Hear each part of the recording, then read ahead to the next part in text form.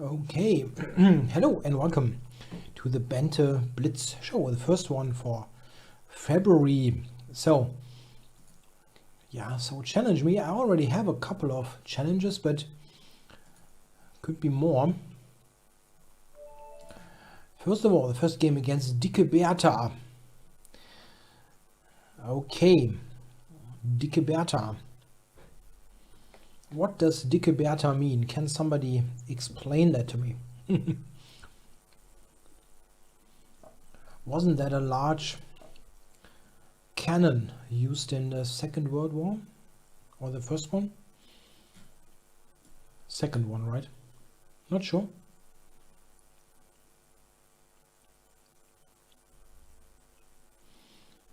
Yeah, white is obviously considering the options. Okay, the London system. Yeah, I think c5 is a good reply. One of the theoretically best ones, I believe.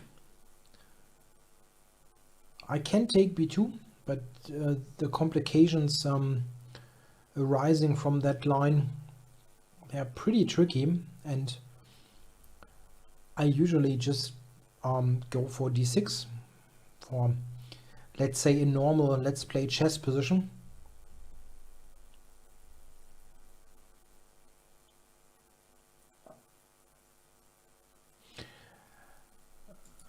Okay. Power of Knights asked about something to recommend about the Queen's Gambit Accepted. A book, a course, a video. Not really. The latest one that that was released is already a couple of years old. I think from 2015 or 2014 by two authors. One of them is Delchev and Zemkov, something like that, from that Bulgarian publisher. Again, that is already a little bit older.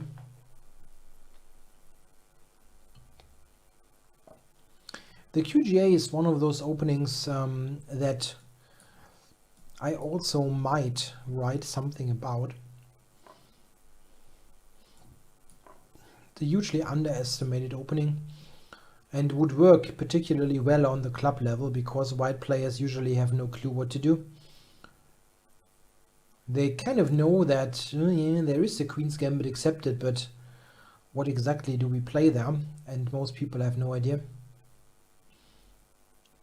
This is interesting. You can take b7 in this position, but after rook b8, I have this idea to play queen takes c3, and that could be already lights out. This could be what Dicke Bertha here is checking.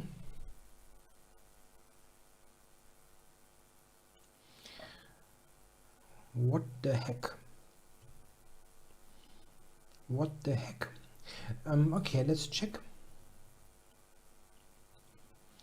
Dicke Bertha is a famous golf club, Golfschläger, says Giovannis. Yeah, maybe. I still think that the white player is probably referring to the gun or the cannon. Yeah, I wonder if the check made any sense. Yeah, probably it didn't, huh? Didn't make any sense.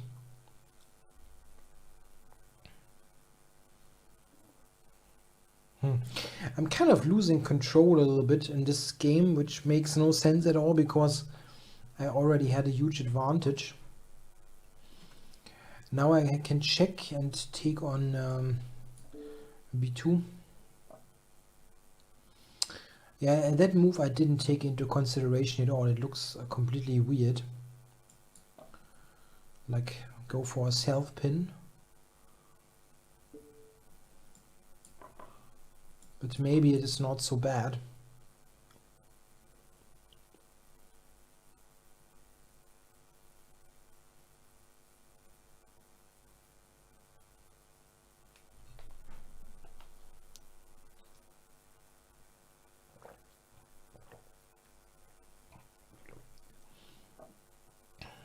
Tja, I don't see anything great here.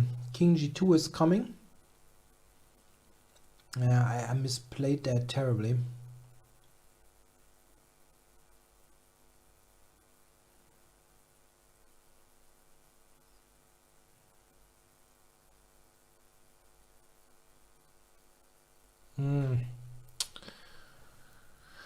Blech. Awful. Just awful. Yeah, now nothing. This is nothing.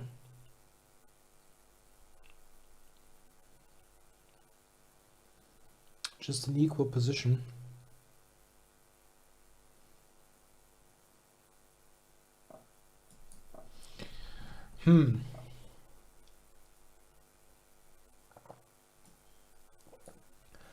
I have no really good idea here what to do. Maybe this is an idea. Regroup the bishop to c5. On g7 it doesn't really do all that much. Yeah, that is not so bad. Yeah, I'm happily taking this. Now I have some ideas related to queen to d2. The d4 pawn here is a little bit weak. And the dark squares can be something that I can try to use.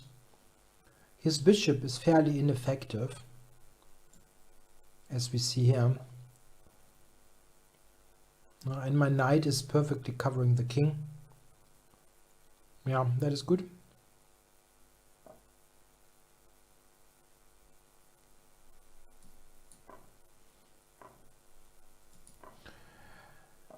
Yeah, Tom Petty is asking if the upcoming Keep It Simple 1c4 is almost the same as the old English course.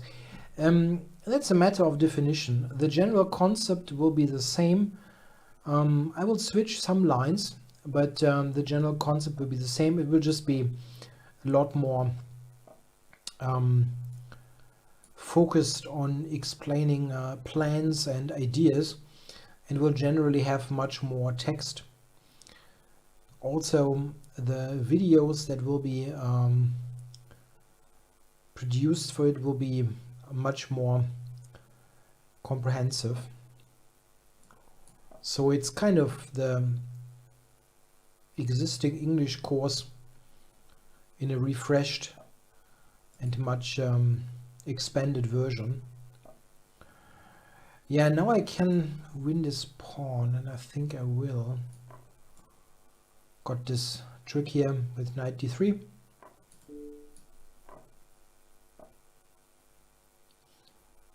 Yeah.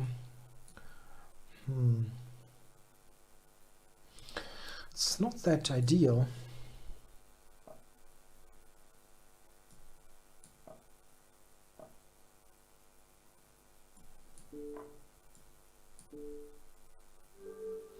Yeah, at the end, the time was decisive. I mean, I'm 2 pawns up. 2 pawns up, so it should be winning anyway, but okay. Yeah, thanks for the game, Dicke Berta. Pavel Golimovsky is challenging me. Not trying to pronounce that in some English fashion. That would probably be totally ridiculous. Like Golimowski or something. Not trying that. And he's from Poland, right? Yeah. Okay, e4. And we get, what do we get? Close Sicilian or no? No. Yeah, here I've got something interesting with knight d4 coming.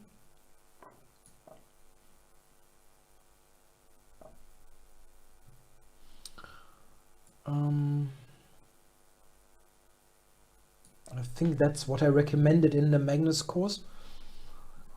Sometimes I have a hard time to remember.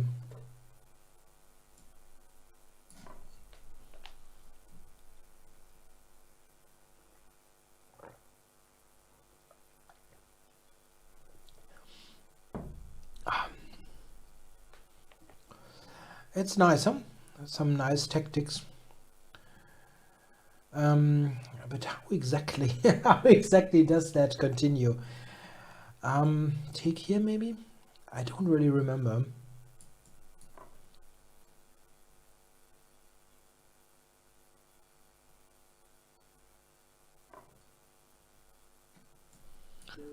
Yeah. Looking at this, yeah, I think probably I recommended something else, because here my development is really bad with black, and I think it must have been something else, yeah, in the Magnus course.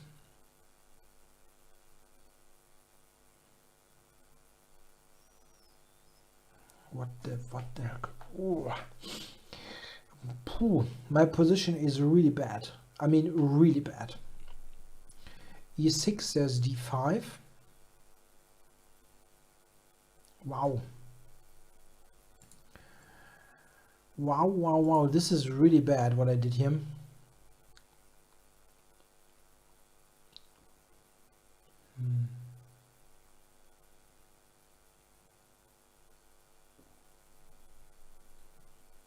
Awful. Really awful position.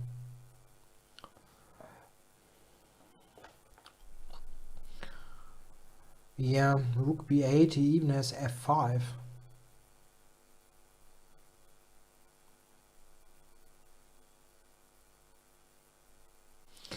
Wow, that's one of the worst positions that I remember getting with black for ages. Wow.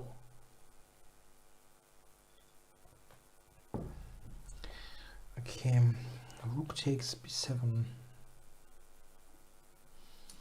Yeah, okay, f5. F5 is just killing. I mean, it's just what it is. Yeah, this is probably also winning.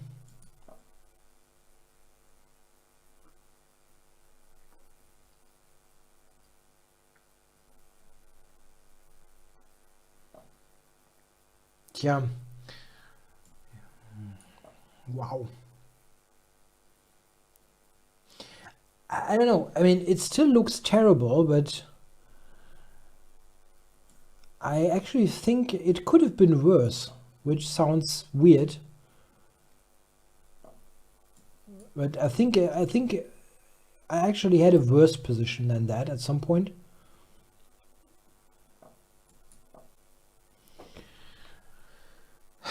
Got 40 seconds.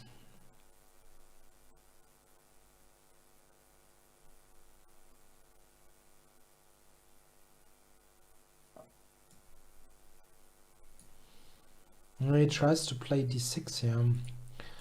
Not much that I can do about it.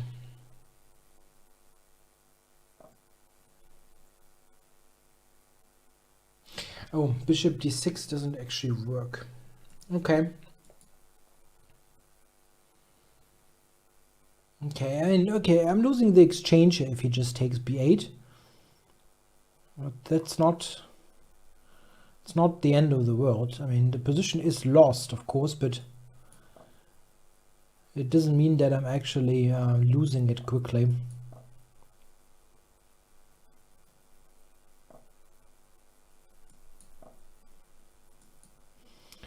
"20 seconds. Getting to g7. This is helpful.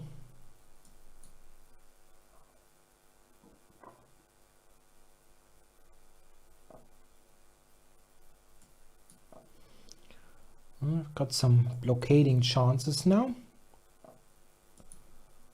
Ah, come on, h4.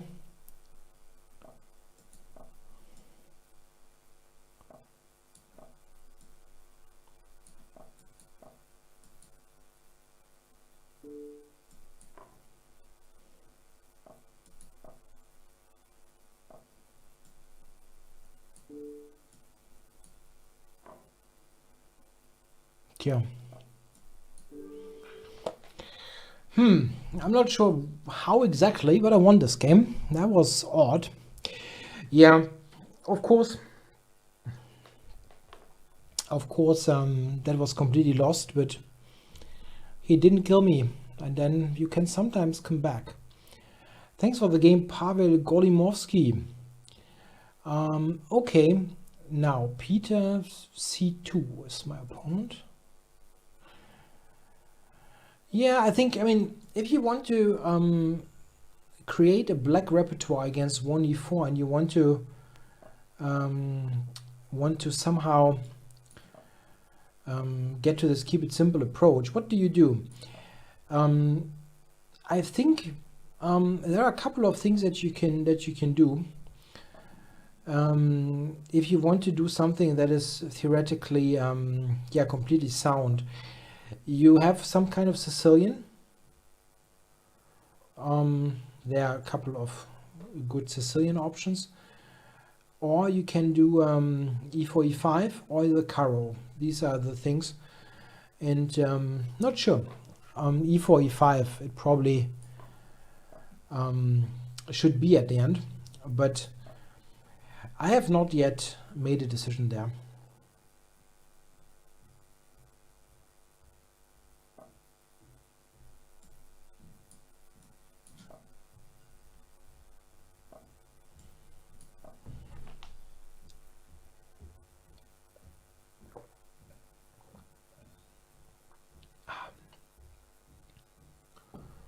Yeah, I'm regrouping the knight to e6. And you don't want to allow knight f5.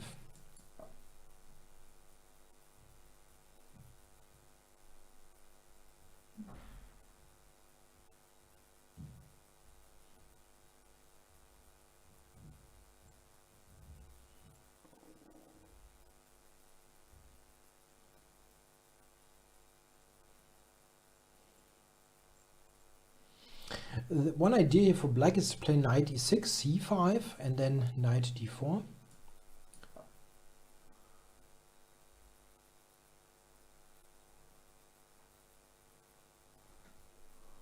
Yeah, greetings to the YouTube chat, Andrew Giselson.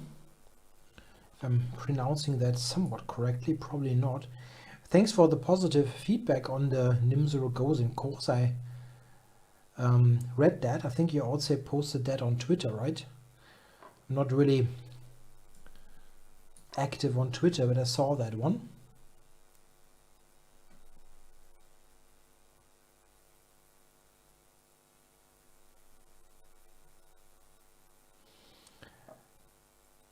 Okay, knight g5. That's odd. I can go f6, right? Send him back.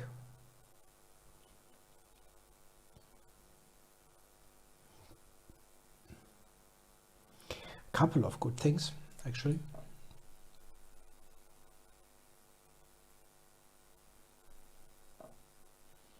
No, I can take here on h3, right? Twice, actually. Both captures were good. Yeah, bishop takes or knight takes.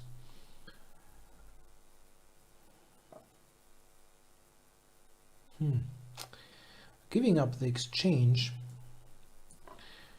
Don't really see why not, huh?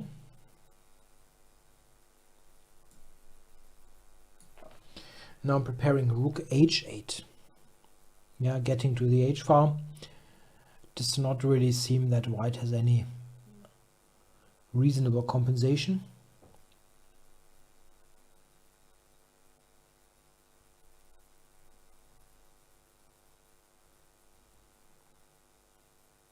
Yeah, just rook h8 next. Okay.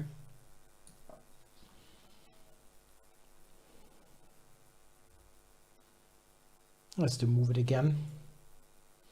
And then rook h8.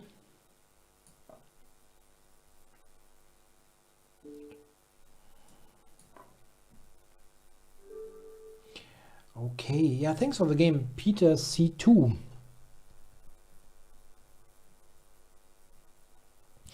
Yeah, that's absolutely true. Let's get this. Chesshan says there's a new German language chess podcast, Schachgeflüster, and I'm on that. That's absolutely true.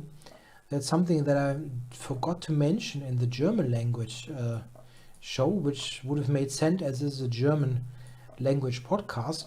But I will also make a brief video for my YouTube channel, probably tomorrow, to link to that podcast. It's pretty new. There are about, I think, 10, no, a little bit more, yeah, like 15 episodes, something like that. And it's, as far as I know, the first German language chess podcast. It was a fun interview, and it was interesting because I in recent month I had quite actively listened to the English language podcast, the Perpetual Chess podcast. I've been on that podcast myself as a guest 2 times. And I watched is not the right word. I listened to that podcast quite a bit in recent month, and I thought, maybe you could do that. I could do something in German, yeah, could do something in German. And then I got contacted by the person who's doing that podcast, and basically it turned out that the idea that I had was kind of obsolete, because there already was this new German language chess podcast. So good stuff.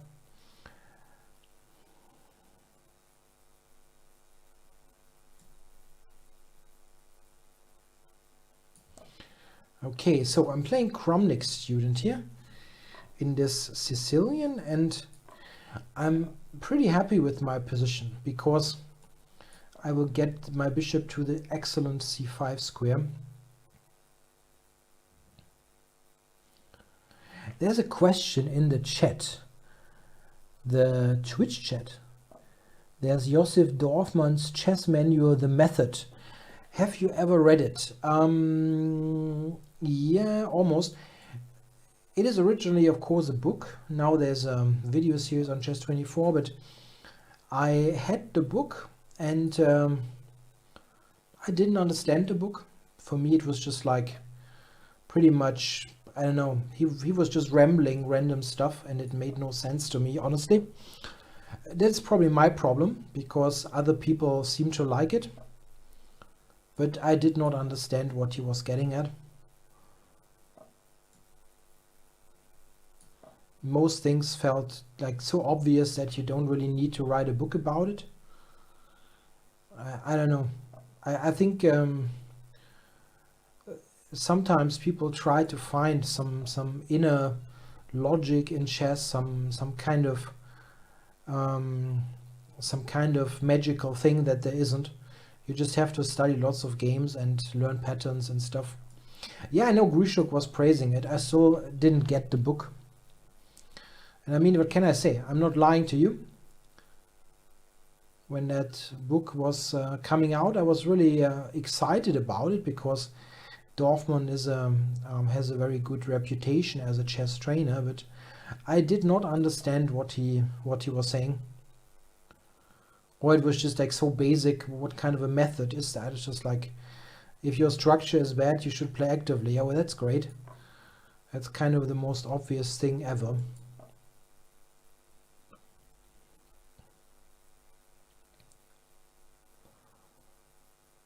I mean, again, I'm not saying it's bad. I just said I couldn't get anything out of it when that book was around some years ago. And one reason might be that my expectation was just too high.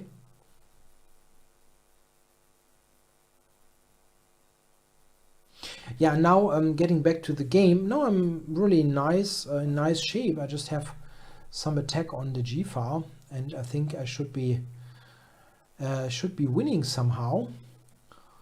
I can just push the pawn, I guess.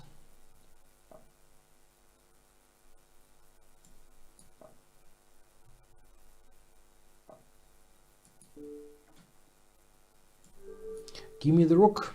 Yeah, thanks for the game, Kramnik Student. Okay,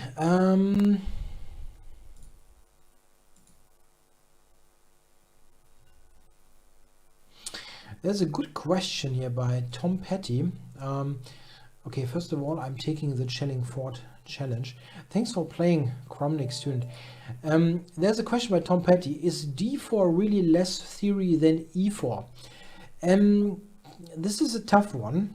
I would say that with D4 you have more opportunities to rely on general concepts, let's say, which is a little bit less of the case with E4 because of the more confrontational nature of the position sometimes. So you can, with D4, you can sometimes go for more of a setup, which is not so much the case with E4. My D4 book is actually has more pages, and the chess book course has more variations. And one reason is that it is less forcing. And less forcing in that regard also means that there are just more opportunities, because you have, the game is just not so much about direct clashes, let's say, at the very beginning.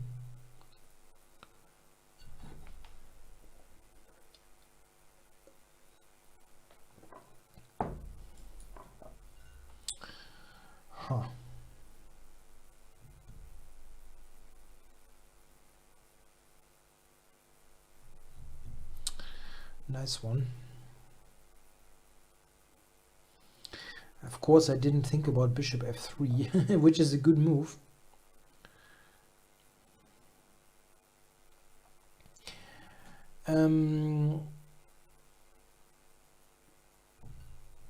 I don't think I'm talking exactly like Arnold Schwarzenegger, because Arnold is from Austria, from Styria or something like that. And I think there's still quite a bit of a difference there. No, I don't sell any PGN files of any opening product. This is simply not possible due to contracts.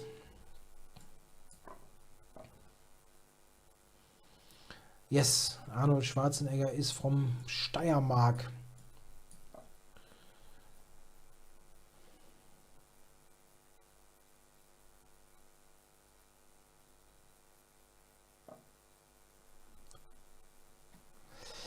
So, yeah,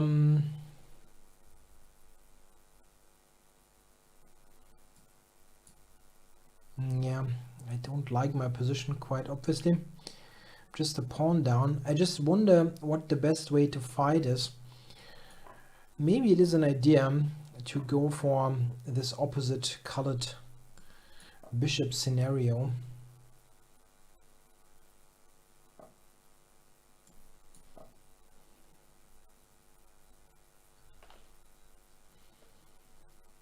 Might be not super easy to convert.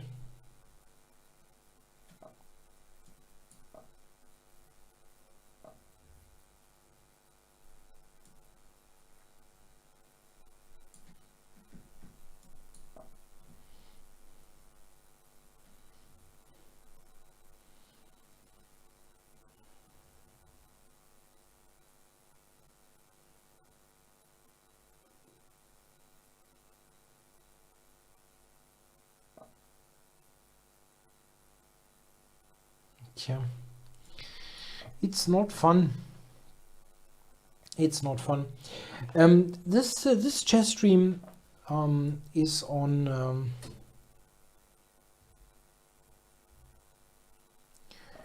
Twitch and YouTube.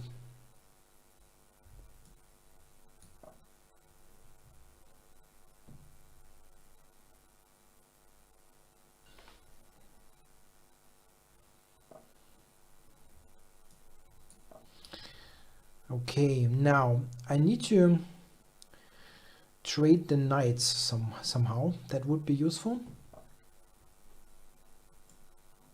I'm not sure that I can manage that.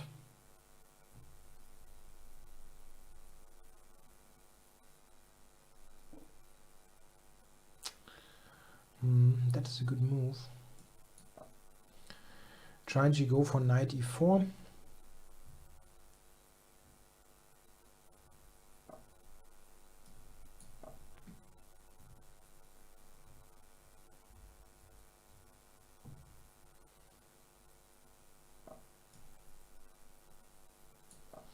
Yeah, okay, if I get to c4 with this knight, it's not so bad.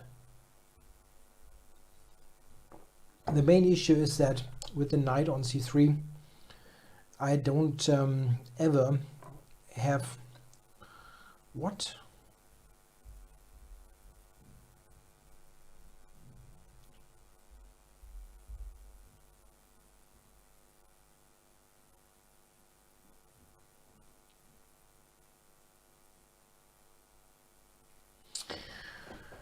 Wow. Wow.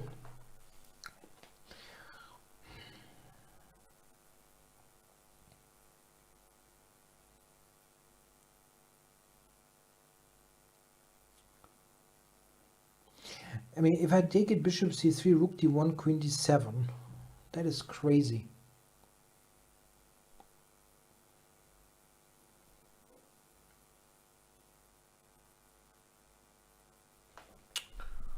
Wow, I don't really know. How do you find stuff like that?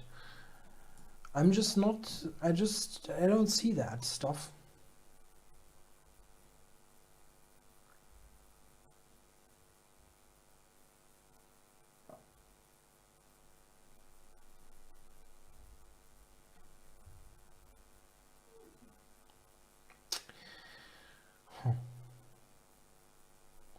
It wouldn't have been all that easy if he doesn't have this move. I mean, absolutely not.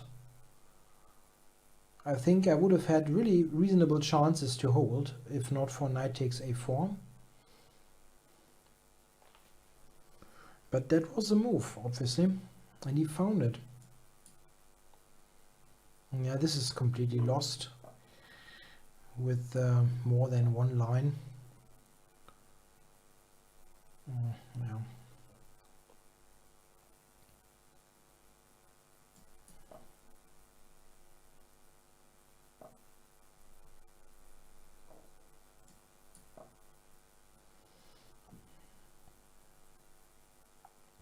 He just has b3 here.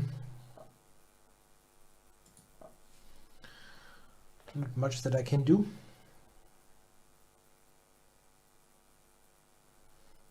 Yeah, maybe I could have done something a little bit more challenging. Yeah, I don't know. Knight takes a4 is just too strong.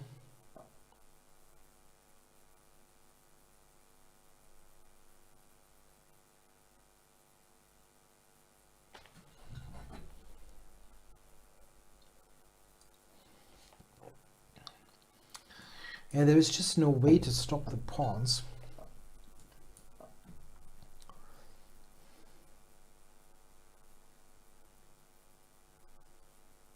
Yeah.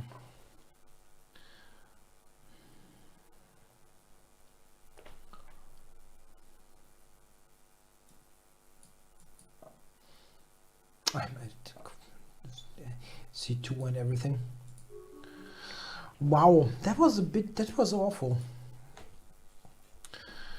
That was awful.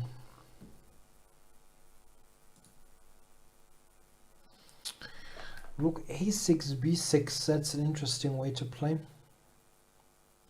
It's actually quite difficult at this particular position to keep the pawn.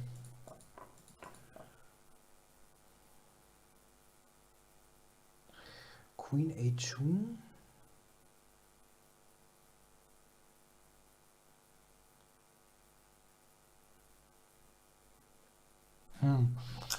Interesting. There's a suggestion in the YouTube chat that I should have played this,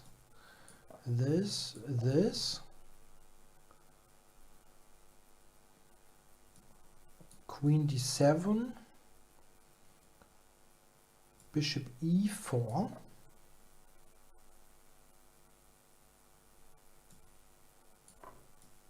and then this. Interesting.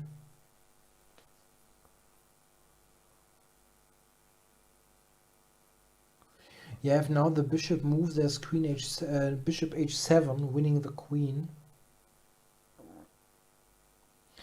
Wow.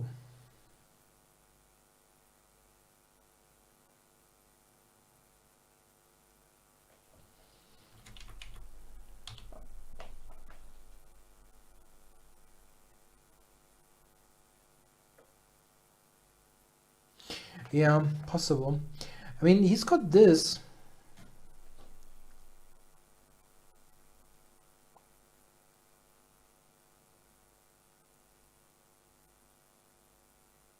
Yeah, black is better. Probably just winning still. Interesting. Interesting. Yeah, okay. As always, good game. Thanks for the game shelling. Now, who is challenging me here? Is that a new guy? Let's take the challenge here. Yashak, a new opponent.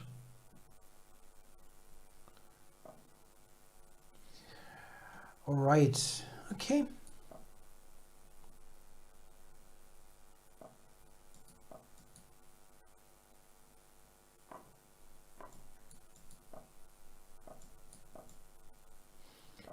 Yep, let's play the Sveshnikov.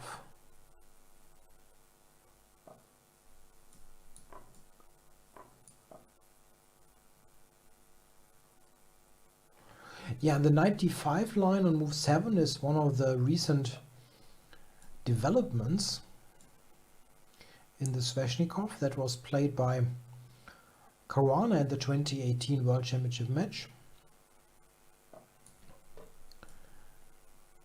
But Caruana played with a4.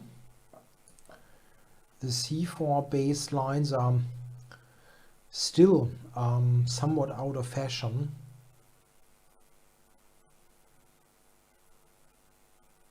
Yeah, black has some pretty reasonable chances here based on the move f5. I'm going to play it.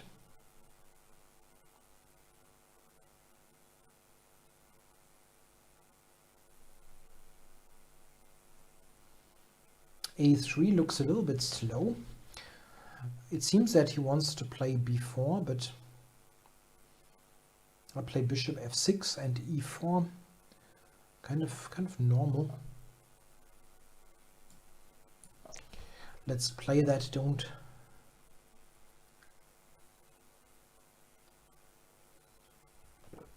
spend too much time. And e4.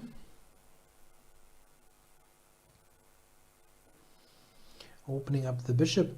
Quite often the bishop is good on e5 and then knight f6. That's often a better setup than putting the knight to e5. We'll see what happens. White is definitely taking quite a bit of time here.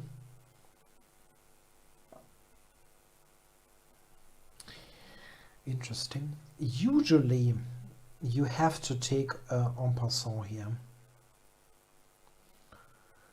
It's just a bit uncommon that the bishop is on b2. And that is maybe a different scenario, because you have bishop e3 and so on, yeah. But that's not possible. Yeah, I will still take. I think this is the easier way to play. An interesting idea here is to play still the knight to e5. Yeah, I don't know. Come on, I'm playing the super standard stuff. There was a question, what about the bishop on c8? Yeah, that takes a while, but ultimately it will be active.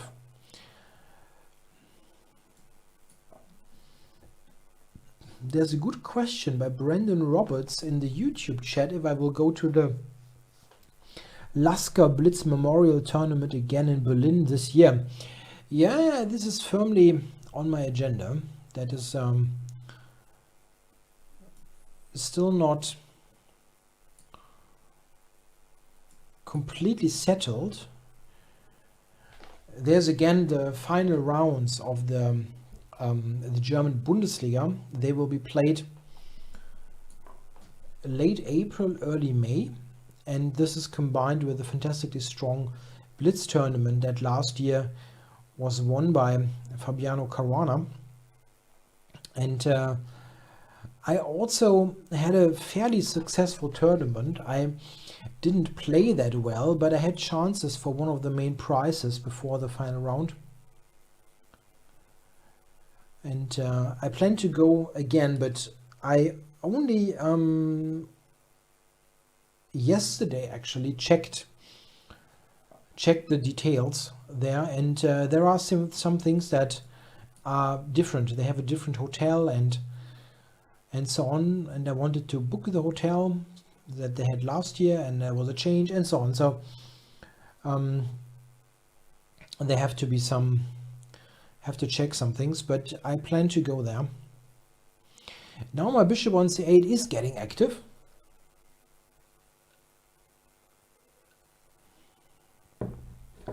Yeah, you're not wrong, Andrew, that quite a bunch of chessable people will go to the Grenke tournament. Some will actually play, some will do promotion. I'm there for promotion. Not going to play that tournament. That's just too much for me. 9 rounds on 5 days. That seems wrong to me. Now, how do I kill white? It should be possible. Just don't see it. I have a check on g4.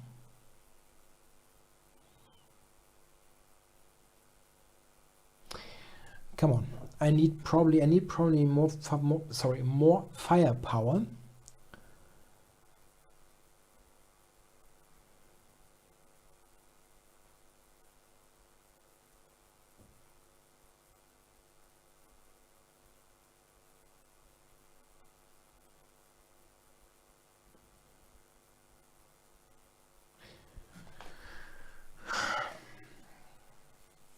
And now e1 is hanging. It doesn't really challenge me that much.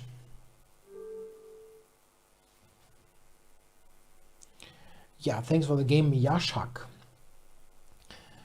Okay, now Mighty Dog. A couple of new guys. That's really nice. Some new opponents. I'm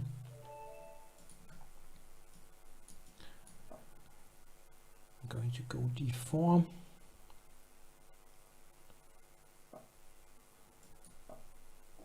And play a little bit of my d4 repertoire. It's a fun question by Ultra Blood. If I consider myself the first ever chess streamer? No, I don't think so. But I think my channel was one of the early ones. Yeah, if we put that into perspective, I think when I started in July 2011, I only really remember that there was King's Crusher doing videos regularly, and Chess Network was also around at the time. But and there were some people like what's the name? The Chess Website or something like that. But they didn't really do like live games, yeah, with commentary. So certainly one of the first. And looking at this now, I certainly could have grown the channel more at the time when you have this first mover advantage, but I never really looked into stuff like YouTube algorithms and so on. That was never something that I did. And then after I left my my office job, I was simply more focused on jobs as a chess coach first of all, and then later as it is now as a writer. I don't like this. Somehow I did this wrong.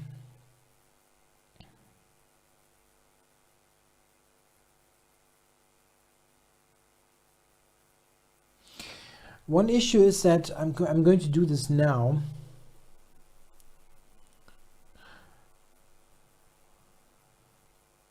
Yeah, Mato Jelic, I think, also was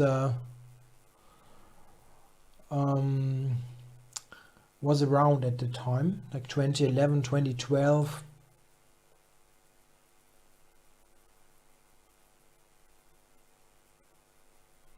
Yeah, I don't know. I always just did what I like to do, and I didn't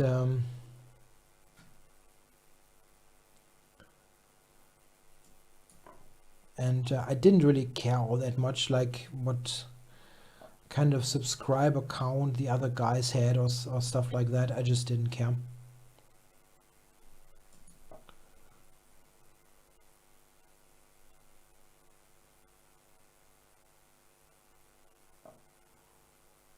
I mean, you can certainly think about yeah, what kind of content do you have to produce to get more views, things like that. I never really did that.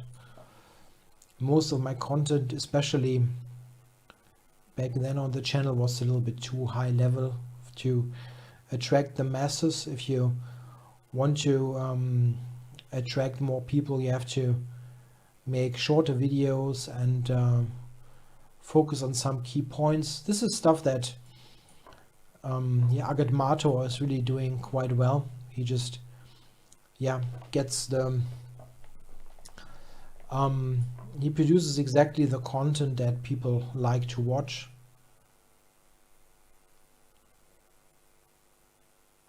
And if my goal would be to simply get the most possible views, I would do the same.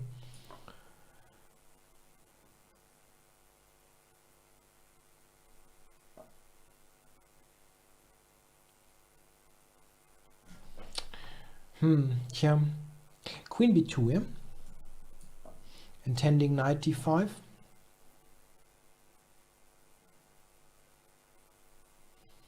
Probably will move the king, but it's not so clear where. King g8. Yeah.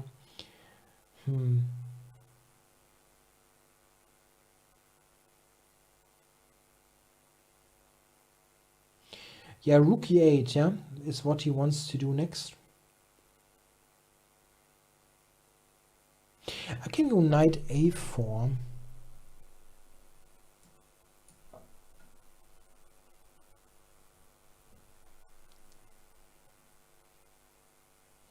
This is threatening to take the knight and knight b6.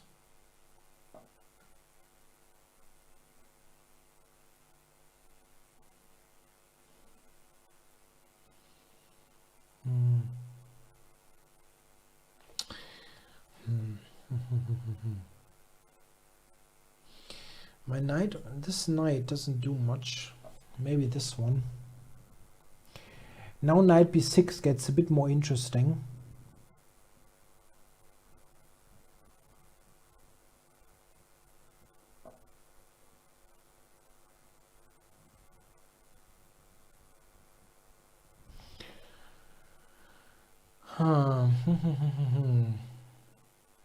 Tja.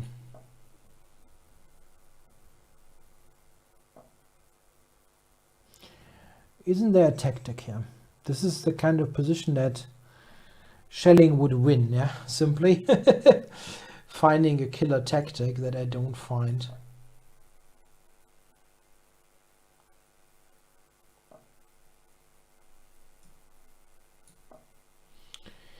I mean, I'm better here, no question, but I'm not finding a killer blow.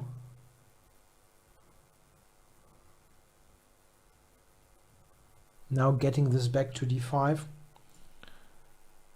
Yeah, knight d4, huh?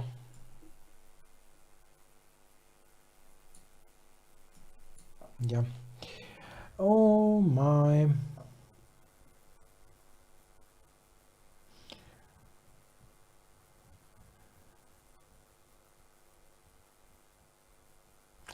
It's really crazy that there's no win there somehow. In my mind, I don't quite get this. It's got knight d4.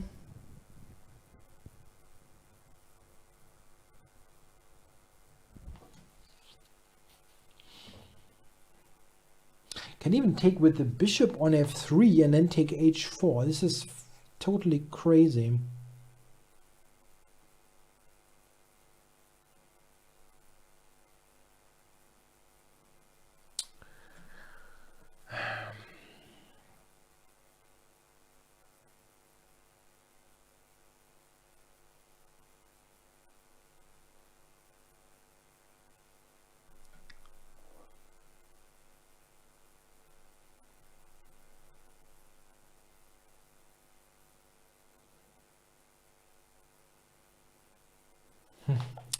I don't see anything good here.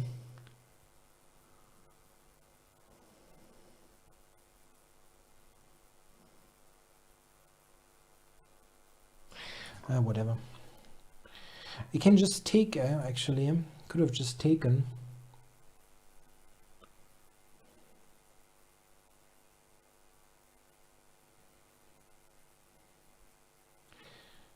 I thought that this is maybe at least giving me some chances, right? Because what is he doing now? I know I'm a queen down, but it's not so easy here to play.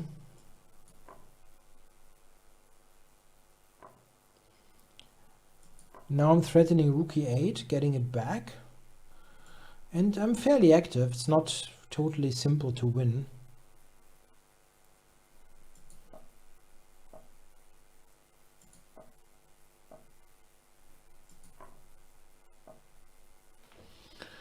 Wants to take a4.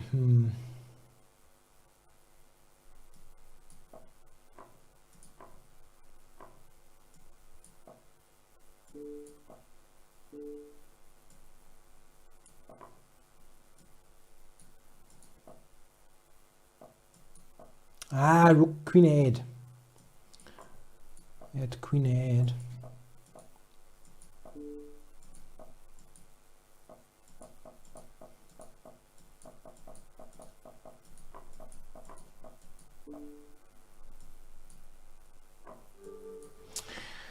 Yeah, I was a bit dirty. I don't know. What did I do there? That was really bad. That was really bad. I did not, I mean, I must have a really good position and I simply did not get what to do. Like around here, this must be really good for white. And I didn't find it. I didn't find anything. That's really awful.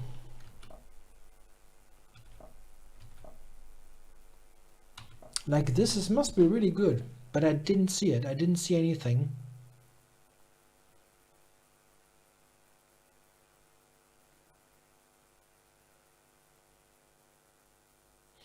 I don't know. It was odd, huh?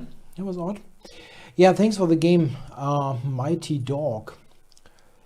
Now, John Tadros, Magnissimos. I've played those people a little bit, at least. Somebody new, maybe. This guy. Let's take it.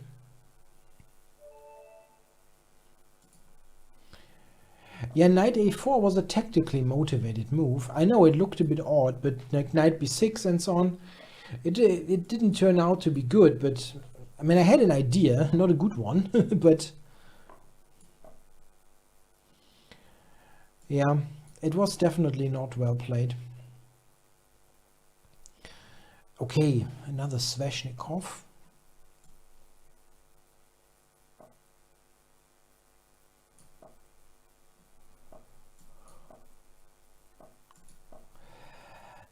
No.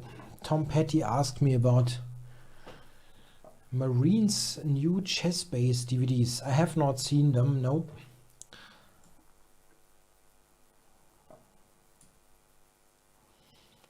H4. Huh. Probably just the transposition.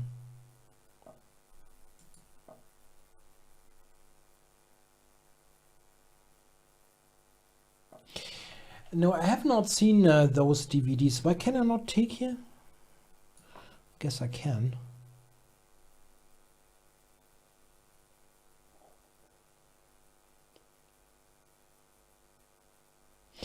If I buy something nowadays, that could be, I mean, a DVD, a book, whatever, I would only do that for reference purposes. If I'm writing something myself, I don't really buy anything just for my own study. This just doesn't happen because I don't have time to study stuff myself. And if I'm really interested in something, really deeply interested, I'm writing it myself.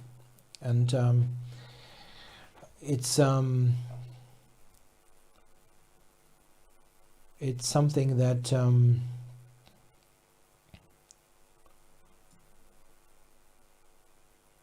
wow, I just had to take a moment to grasp what's going on here.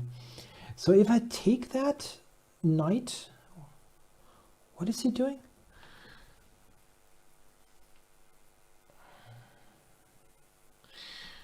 It's been a long day. Why do you do things like that to me? Okay, I'm not taking this.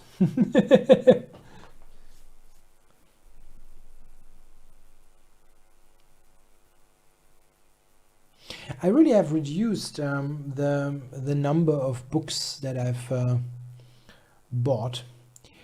Yeah, GTX F5 is winning, yeah, maybe, but I'm doing chess now this day, like how many hours? Like 15 hours straight almost. Yeah, and I like to keep it simple, you know.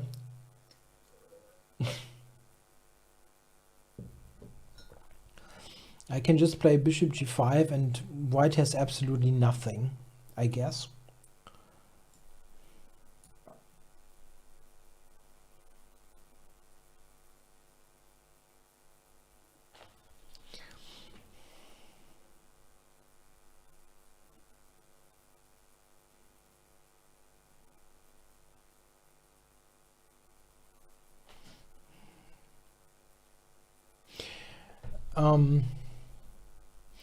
Schelling is a good question, and this is an interesting one in more than one regard. He says there's the saying, it's better to have a wrong plan than no plan at all. Would I agree with that? Schelling says in the majority of cases, no plan is less detrimental than a wrong plan. And I completely agree, Schelling. A wrong plan is better than no plan at all is just totally nonsense. Yeah, in most cases, if you have no idea what to do, just sitting on the position makes a lot of sense. Yeah, and it's absolutely nonsense, this saying. It makes no sense at all. I completely agree.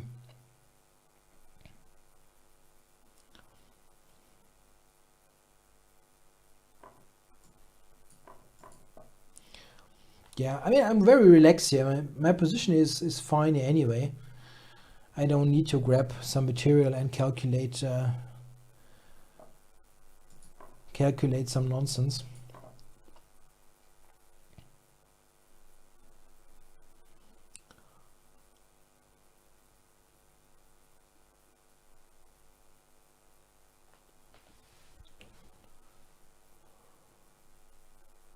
I mean, you should always try to find moves that improve your position, of course, right?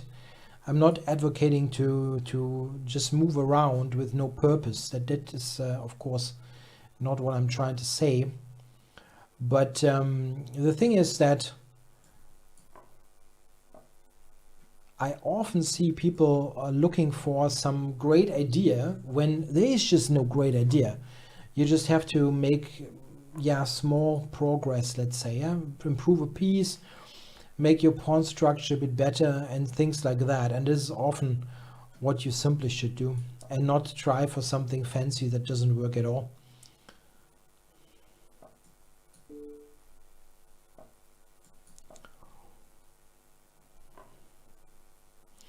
I could take with the knight, go for knight d4. It's pretty active, actually.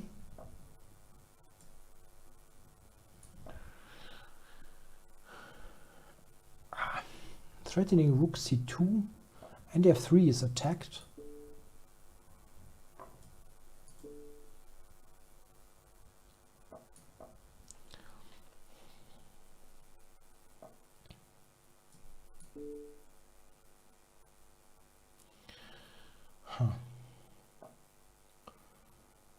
I don't see a super clean win though.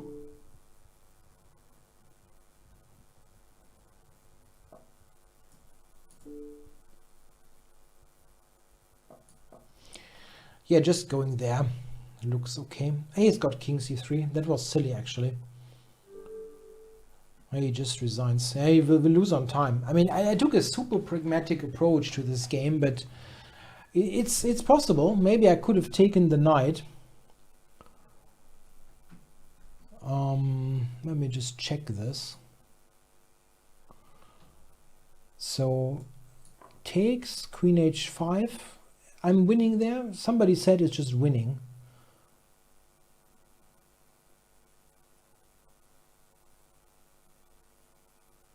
I mean, I don't know. Queen g5. I mean, then he takes h4. This is probably better than what I did, but is it like fantastically winning? I don't see it. Probably I'm just too bad. Or how am I winning here? I don't know. Queen g5 or something.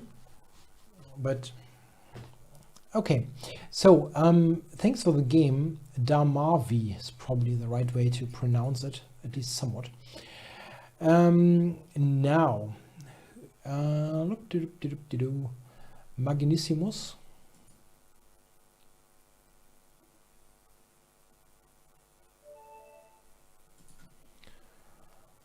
Magnissimus.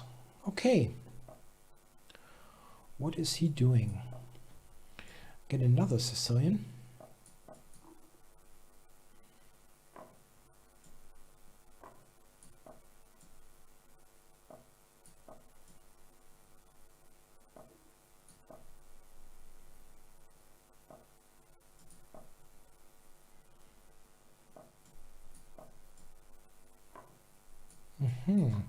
You don't get that too often.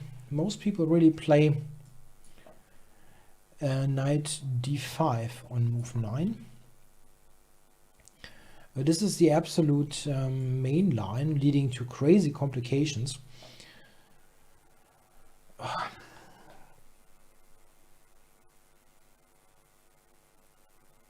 don't remember really.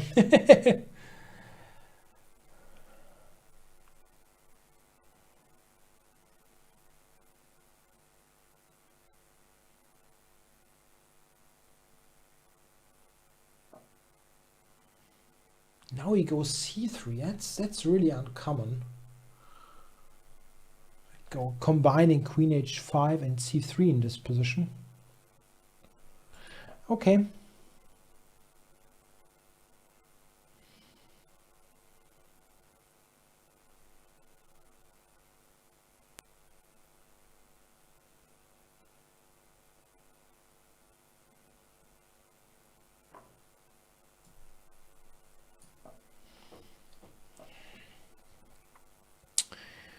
Couple of options here. Rook b8 is a simple one. Idea is to go b4, but also to play rook b6, rook h6.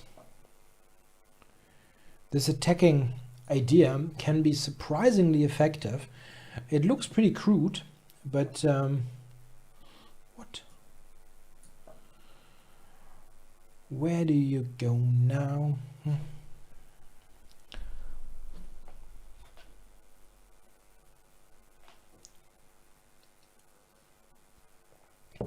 This queen has absolutely no square. Yep, thanks for the game, Magnissimus. Yeah, rook b6, h6 is a pretty dangerous attacking maneuver here. And in this case, the queen simply had absolutely no squares. All right, now take this challenge. Yeah, d5 is the way to do that. Just play as active as possible. X d4, that's complicated.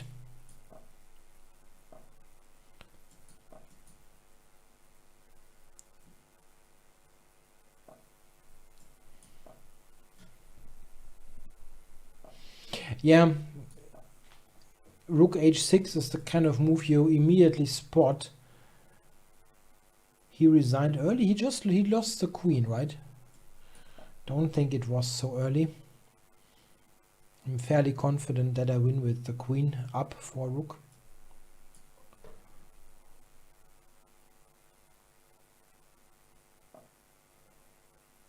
Oh wow, why is that possible?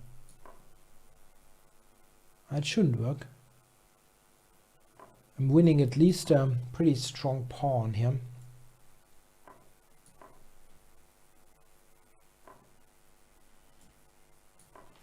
So, he gave me a center pawn. I like taking center pawns.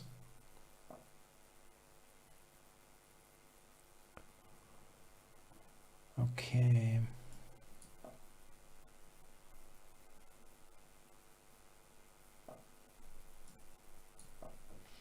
Maybe c4.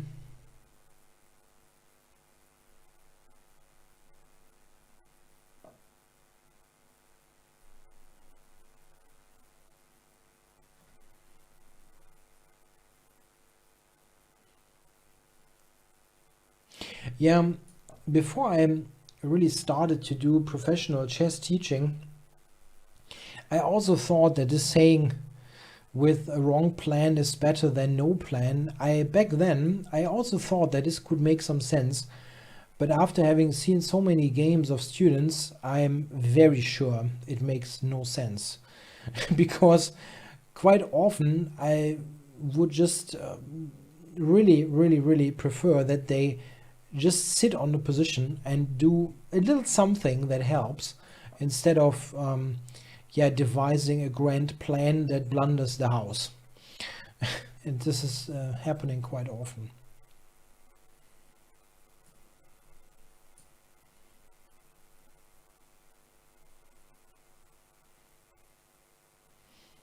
This is quite often connected to this idea that you can force something upon the position. Like, I want to play a kingside attack. This is all very nice if you want to do stuff, but the position doesn't allow to do what you want. And you just have to do what the position is basically telling you to do and not the other way around. Hey, what is that? Just take this. It was pretty awful anyway, but that helps. This is one of those 7 deadly chess sins that Jonathan Rowson had in his book called Wanting. I want to attack, or I wanted to do this and that. And once you look a little bit deeper, you find out, that is really not possible. Laclade is challenging me. Sure, it's sometimes difficult to find out what the position wants. Sometimes it just wants little things and then do little things.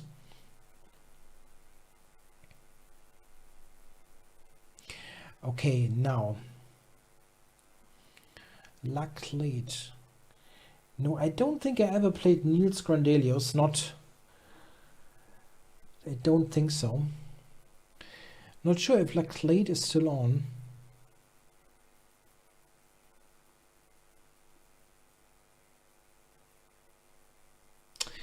Maybe not on anymore. I can always challenge again. I'm happy to take this. Unwell, maybe.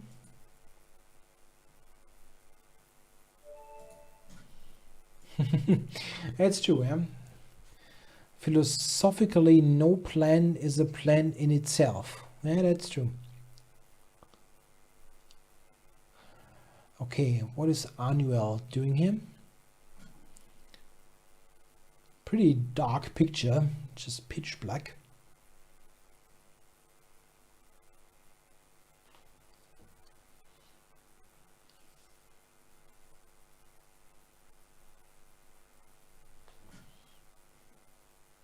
No, doesn't play.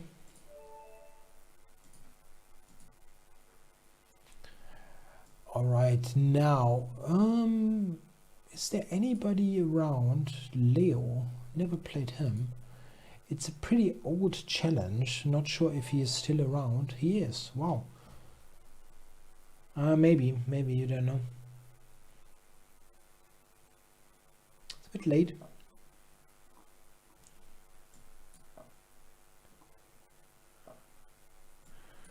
Another London.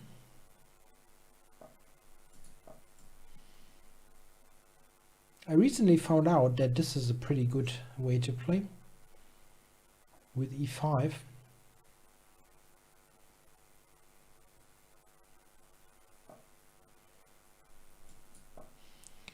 Yeah, you transpose to some sort of old Benoni, Czech Benoni, but well, this is not a great opening, but you tempi up, and that is helpful.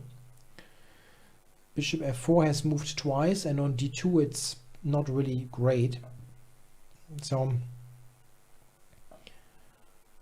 black's position is quite reasonable. It's not better for black or anything, but it's not too bad. Really, I wanted to play a6 anyway. Why is he putting the bishop offside? Interesting. I could go for a tactic here with b5, but I can also just prepare that.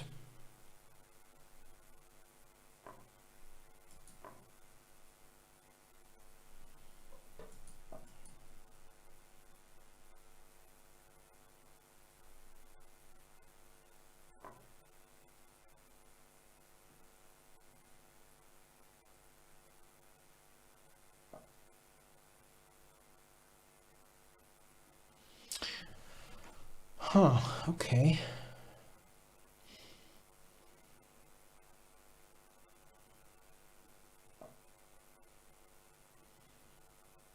Interesting. Looks a bit strange, the setup that white is going for, but not quite sure if I can really refute it. Rook a8, there's knight to b6.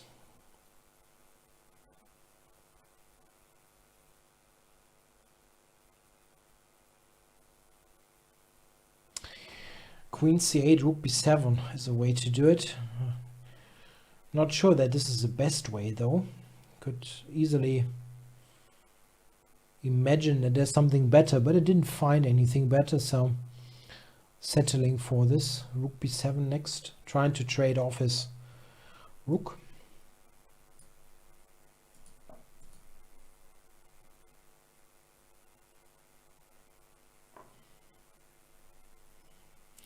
You should probably think about b3, knight b2, knight c4, something like that. I have knight b5 in this case. Okay. Yeah, now I can win a pawn. It's the same tactic that we had earlier. People overlook that quite frequently.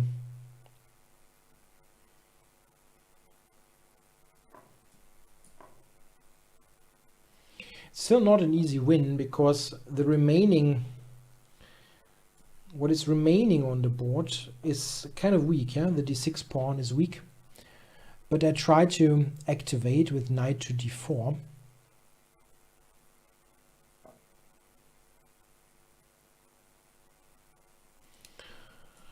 Maybe here. I will go to d5, of course. Kind of a stupid idea. Okay, let's just go here. As long as the knight is on b6, he's not going to take on d6, as b6 is hanging.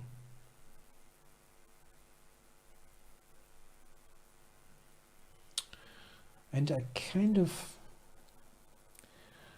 No. Yeah, this is okay, I think.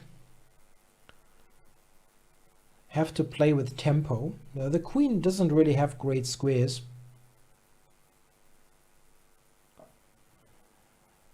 Now, how do we do that? He's got c3 somehow coming.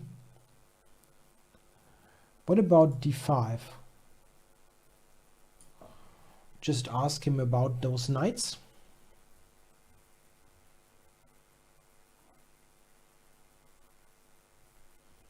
Knights are tied together, so to say. Don't quite see how he keeps the knight there on b6.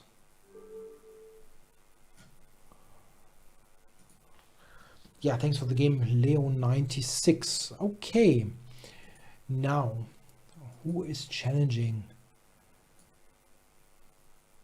Anybody new? Wow, that's a complicated name. Let's take that.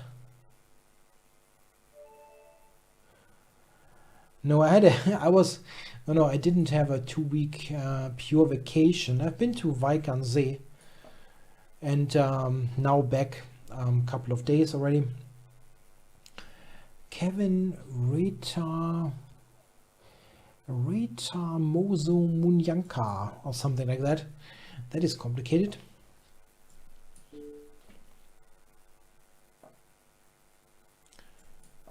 So let's play Bogo.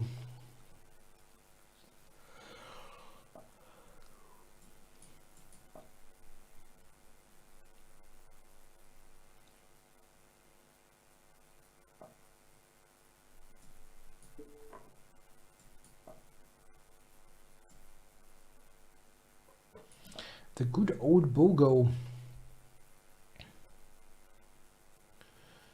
Still play that quite frequently, in particular in Blitz, because you often get to play many moves quickly, as the position is fairly closed, and you can rely on patterns quite a bit. Even though probably this wasn't so great, Bishop g4. Yeah, sometimes.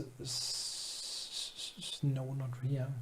Sometimes g4, knight h4 can be an issue, but d4 is attacked still. Okay.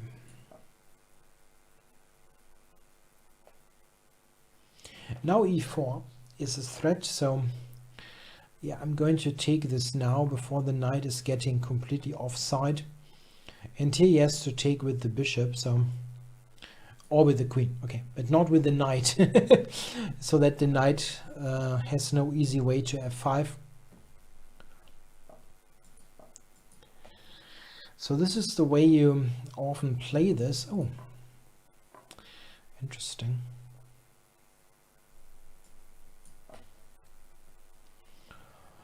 Yeah, he wants to go in this general direction of f5, but it's not a big deal. Oh, queen d8, he can actually take on a5.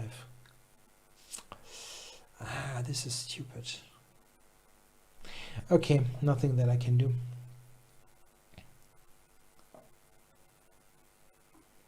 Doesn't take it, okay.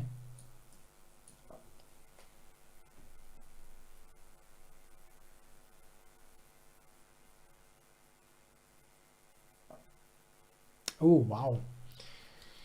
Simply shuts down the queen side. That cannot be so dangerous for me. Oops.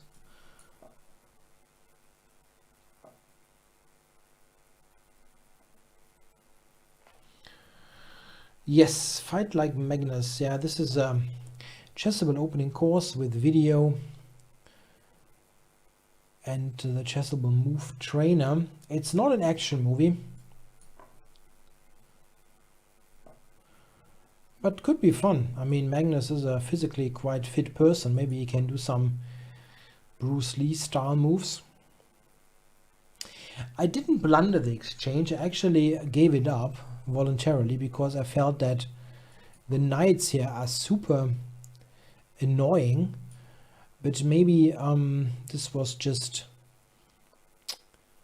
not the best decision. The knights are strong, there's absolutely no question, but maybe they are not as dangerous as I thought.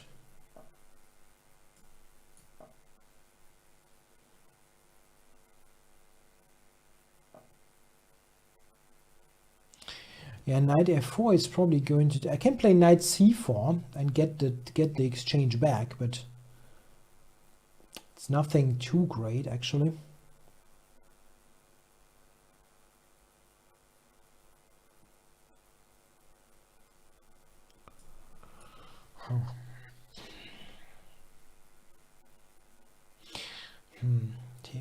Takes. Maybe I have to do it. I don't really see much better. Or did I overlook some stuff? No. Yes, to take d3.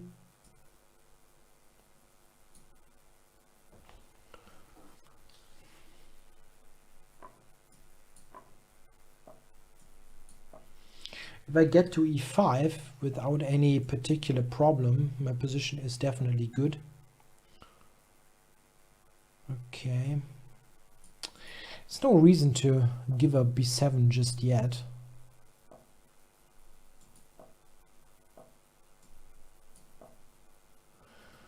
Intending queen e5.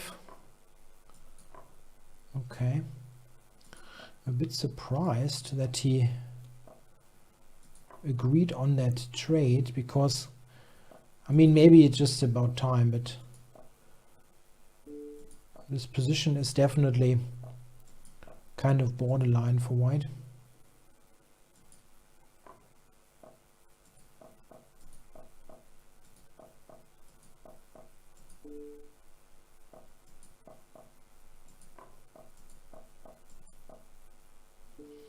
He's got d6, that was a bit of a pain.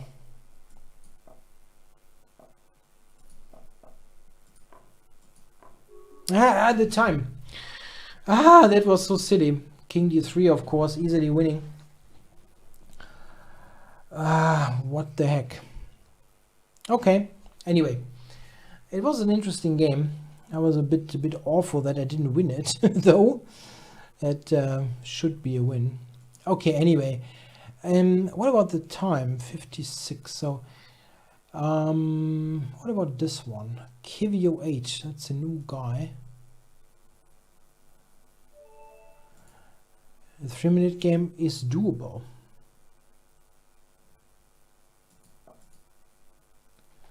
So let's for the final game of today, just relying on autopilot, knight f3, g3, castles, and so on. Yeah, hello to Lucid Chess on Twitch. Nice to hear from you.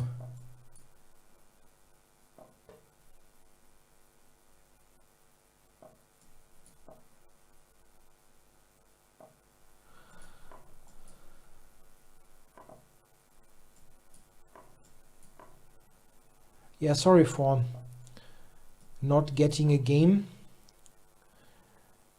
It's tricky sometimes to play against everybody. Black here tried to play the so-called Dubov-Tarrasch, but the Dubov-Tarrasch is not playable against this move order.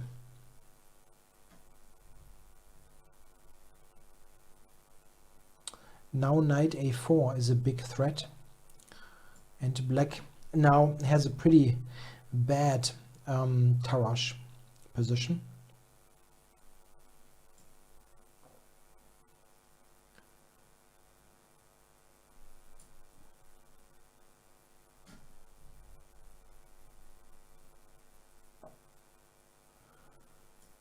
Yeah, this is a good tempo.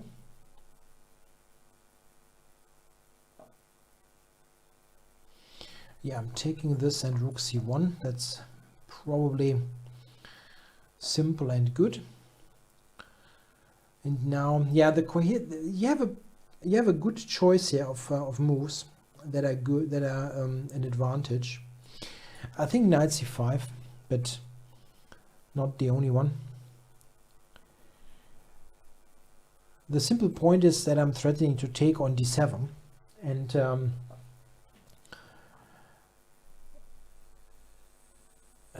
what about this? Do I have something better than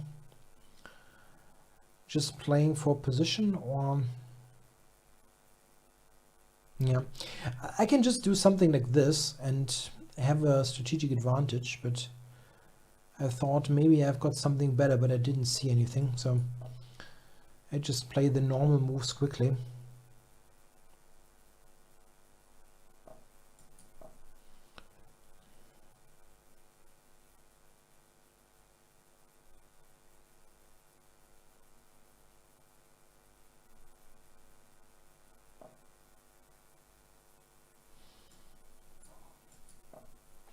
Yeah, the chat suggested e4. That's true. You can definitely play in this more forcing fashion.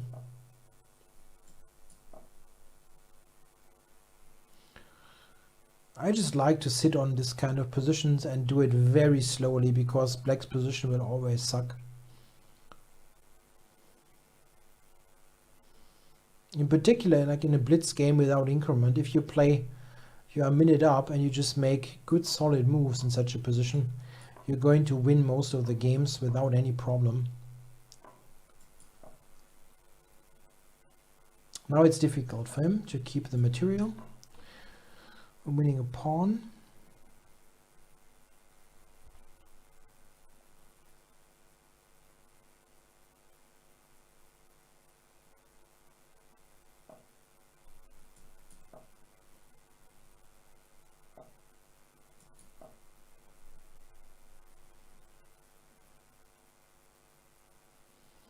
Black cannot really do all that much there. It's very, very one-sided.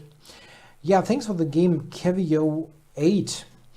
Yeah, what he was trying to do is he wanted to play the so-called Dubov Tarrasch. This is a pretty good line, but it's something that doesn't work here. I mean, if we look at this, I can show you what he wanted to get.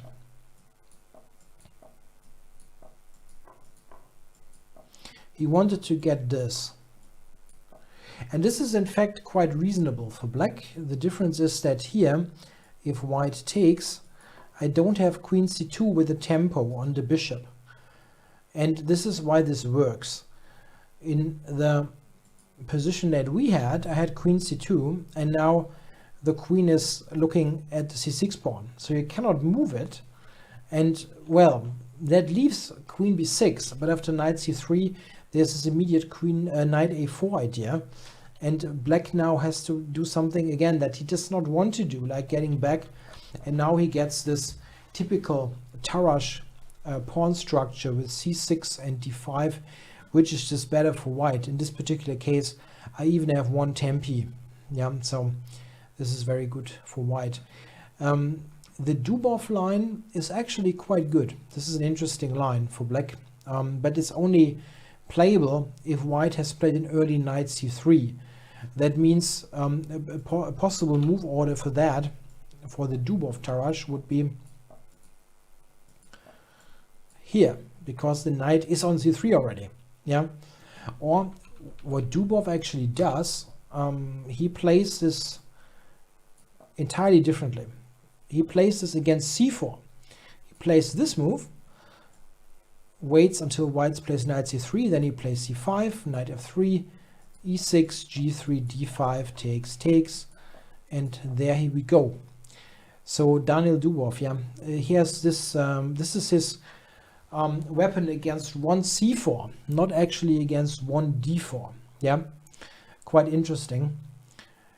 An interesting point is that here, if black goes to the Tarrasch, that this is the move that you that you normally play, but here d takes c5 is good for white, and therefore they started to play knight f6, which is what Magnus has done in Rapid and Blitz in Moscow, which was always supposed to be bad because of bishop g5, but it seems to be that after bishop e6 this is actually somewhat playable. Okay, I'm just starting to, yeah, talk about opening stuff. Once I get started, yeah. Anyway, so this was an interesting little thing about the Tarrasch defense. Okay, I hope you enjoyed the show. I'll be back next week, not on a Wednesday, but on the Monday. And probably a little bit earlier, because that was really kind of a night shift here. Thanks a lot for watching. Bye bye.